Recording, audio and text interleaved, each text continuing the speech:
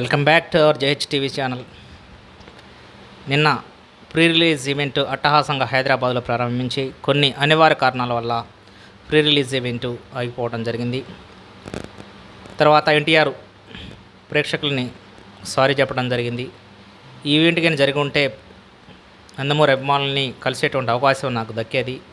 ఎప్పుడు అవకాశం దొరికినప్పుడల్లా నందమూరి అభిమానులు కానీ దాని తర్వాత సినీ ప్రేక్షకులను కానీ కలవడానికి నాకు చాలా హ్యాపీగా ఉంటుంది.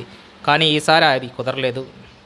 కాబట్టి నన్ను పెద్ద మనసుతో క్షమించండి అని ఎన్టీఆర్ ప్రేక్షకులను వేడుకున్నాడు.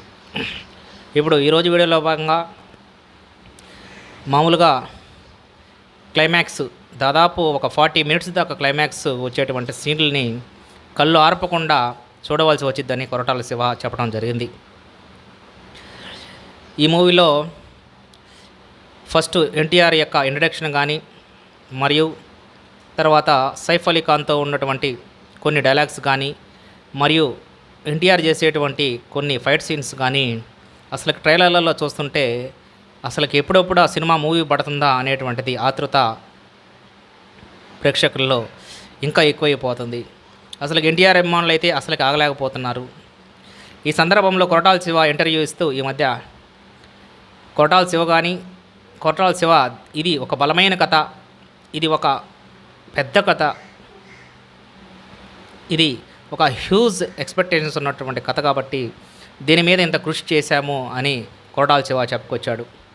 దీని గురించి ఎన్టీఆర్ చెప్తూ ఇది మామూలు కథ కాదు, ఇది ఒక బలమైనటువంటి కథ, ఒక రేంజ్లో ఉండబోతుంది మూవీ. దీంట్లో మెయిన్గా ఏదైతే ఒక షార్క్ తోటి సముద్రంలో ఉన్నటువంటి షార్క్ తోటి చేసేటువంటి ఫైటు అసలుకి అది మామూలుగా ఉండదు, ఒక రేంజ్లో ఉంటుంది. అది చాలా చాలా సాహసంతో కూడినటువంటి ఫైట్గా కూడా మేము దాన్ని అనుకోక తప్పదు.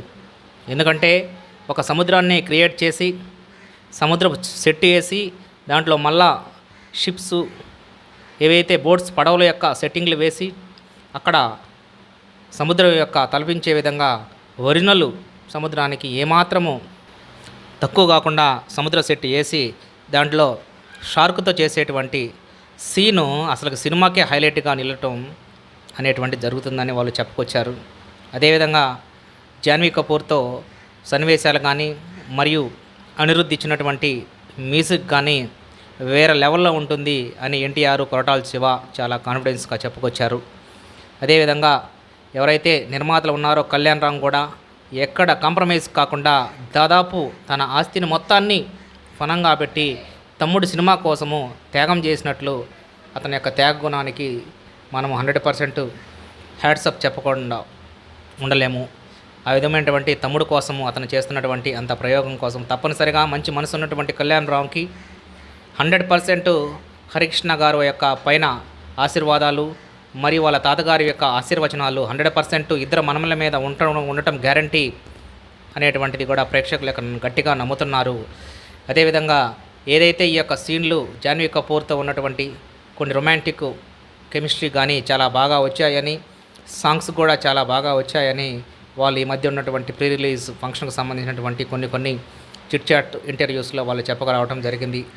ఇంకా మూవీ 27వ తారీఖు సమీపిస్తున్నటువంటి నేపథ్యంలో ప్రేక్షకులు ఎంతో ఆతృతతోటి ఎంతో యాంగ్జైటీ తోటి అలాగే నిన్న ప్రీ రిలీజ్ ఈవెంట్కి వెళ్ళటం జరిగింది.